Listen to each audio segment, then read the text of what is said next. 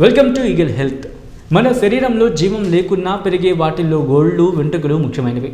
వెంట్రుకలనైతే పార్లర్కు, సెలూన్కు వెళ్ళి కట్ చేయించుకుంటాం. అదే గోళ్ళనైతే దాదాపుగా ఇంట్లోనే తీసుకుంటాం.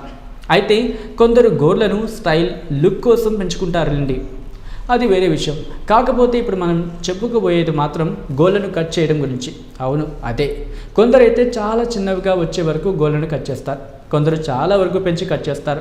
ఇంకా కొందరు ఎప్పటికప్పుడు గోళ్ళను కట్ చేసుకునే పనిలోనే ఉంటారు. అయితే ఎలా కట్ చేసినా గోళ్ళను పగటిపూటే కట్ చేయాలట, రాత్రిపూట కట్ చేయకూడదట.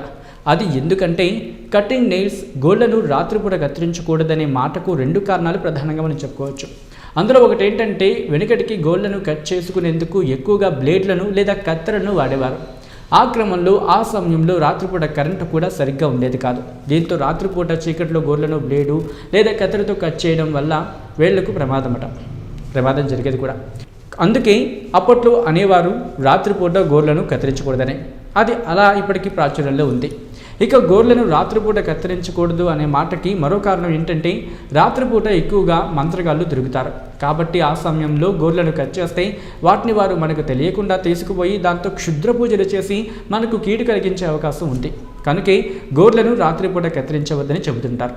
అయితే గోళ్ళను రాత్రిపూట కత్తిరించవద్దనే దానికి కారణాలు ఎలా ఉన్నా మాత్రం ఆరోగ్యం, పరిశుభ్రత దృష్ట్యా గోళ్ళను కత్తిరించాల్సిందే.